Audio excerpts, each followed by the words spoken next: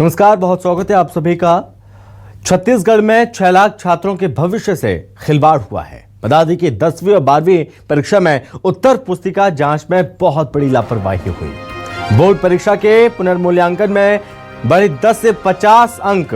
माध्यमिक शिक्षा मंडल के सचिव पुष्पा साहू का बयान आया और कहा 10वीं के 57 शिक्षक ब्लैकलिस्ट होंगे, वेतन वृद्धि रोकी जाएगी। 12वीं के 68 शिक्षक ब्लैकलिस्ट होंगे और उनकी वेतन वृद्धि रोकी जाएगी और कहा कि कार्रवाई के लिए शासन को प्रस्ताव भेजा गया है। तो लाखों छात्रों के भविष्य के साथ खिलवाड़ हुआ है छत्तीसगढ़ में। तो ये बड़ी खबर इस वक्त निकलकर सामने आ रही है। माध्यमिक शिक्षा मंडल के सचिव पुष्पा साहू का बयान भी आया। पुनर्मूल्यांकन के रिजल्ट ने अब सवाल खड़ा किया है। उत्तर पुस्तिकाओं की जांच के नाम पर छात्रों के भविष्य के साथ खिलवाड़ हुआ। ज्यादा जानकारी के साथ संवाददाता सत्या राजपूत हमारे साथ जुड़ रहे हैं। सत्या, किस तरह से इन छात्रों के भविष्य के साथ खिलवाड़ हुआ है?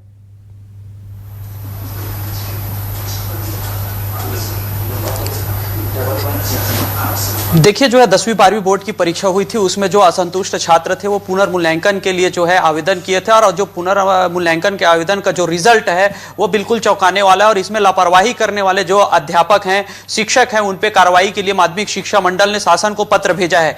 पूरे प्रक्रिया को समझ लेते हैं। माध्यमिक शिक्षा मंडल के सचिव पुष्पा साहू मैडम इस वक्त हमारे साथ मौजूद है।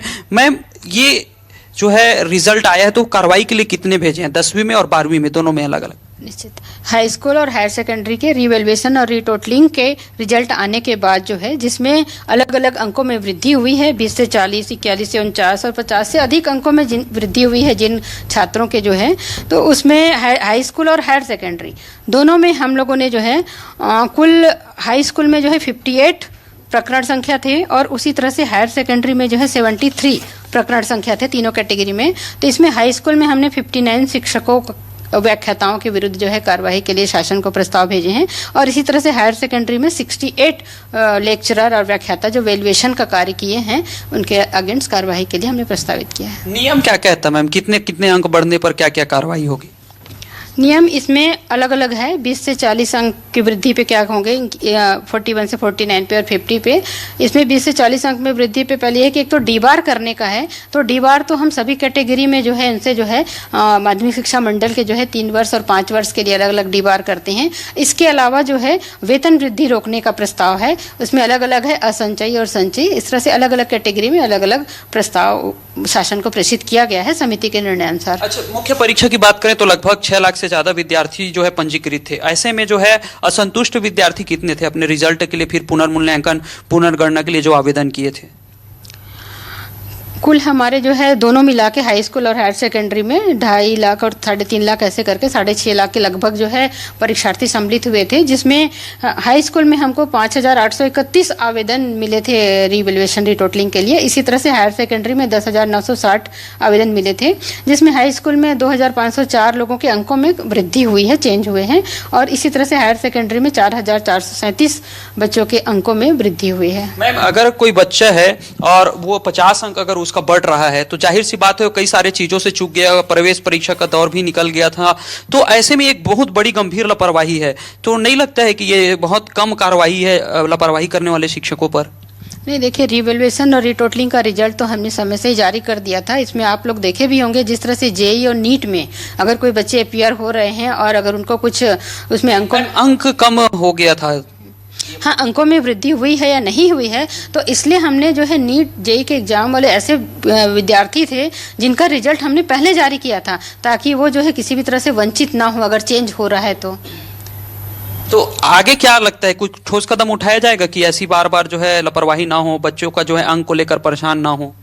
देखिए लगातार इसमें जो है हम कर ही रहे हैं कि सही वैल्यूएशन हो। इस बार हमने जैसे पूरे वैल्यूएशन सेंटर में जितने भी हैं उनका हमने 2-3 बार जो है यहाँ से प्रशिक्षण भी आयोजित किए और उनका मीटिंग भी लेकर उनको निर्देशित किया गया। इसके अलावा इस बार हमने डिप्टी वैल्यूअर और हेड वैल्यूअर के द्वारा जो वैल्यूएशन कार्य किया गया है उनकी भी संख्या मंगाए और उस प्रकरणों में अगर अंकों में वृद्धि हुई है तो उनके अगेंस्ट भी हमने जो है कार्यवाही प्रस्तावित की है। तो इस तरह से लगातार इसमें हम कर रहे हैं कि वैल्यूएशन कार्य में किसी भी तरह से लापरवाही न हो। आगे कोई ठोस कदम उठाया जाएगा मैम इसको लेकर ताकि दोबारा ये रिपीट ना हो ऐसी प्रकरण? निश्चित रूप से हम समय समय पे इसमें कर रहे हैं और आगे भी हम कार्रवाई करेंगे कि वैल्यूएशन कार्य में किसी तरह से लापरवाही न हो। जी, तो देखिए स्पष्ट तौर पे कहा जा रहा है कि तमाम सावधानी बरती जा रही थी, फिर बावजूद जो लापरवाही है उसको लेकर जो है शासन को पत्र भेजा गया है और कार्रवाई करने के लिए। अब देखना यही होगा कि शासन कितने लोगों पे कार्रवाई करती है।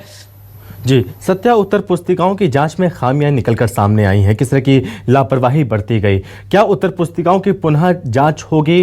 वो जांच कब तक पूरी कर ली जाएगी, कब तक रिजल्ट उसका जारी किया जाएगा, इसको लेकर भी कोई जानकारी? देखिए मुख्य परीक्षा के दौरान जो है परीक्षा परिणाम जारी किया गया था, उसके बाद जो है बच्चे असंतुष्ट रहे हैं, कहीं ना कहीं पेपर अच्छे लिख के आ रहते हैं, कम अंक मिलने से बच्चे जो हैं छत्तीसगढ़ में प्रावधान है पुनर्मूल्यांकन पुनर्गणना के लिए आवेदन कर सकते हैं। ये आवेदन किया गया था, आवेदन के बाद जो है फिर से उनके उत्तर पुस्तिका को जांचा गया, पुनर्गणना किया गया उनके आवेदन के आधार पर। उसके बाद ये जो है रिजल्ट जारी की गई है और रिजल्ट में जारी हुआ तब जब ये खुल के सामने आया कि कितने अंकों में जो है बढ़ोतरी हुई है। तो इस तरह जो जो उत्तर पुस्तिका का जांच करता है उनके जो है जांच करने में जो खामियां पाई गई है उसी आधार पर ये जो है तैयार किया गया है लिस्ट और शासन को भेजा गया है कार्रवाई करने के लिए। ठीक है सत्या, बहुत धन्यवाद आपका तमाम जानकारी के लिए।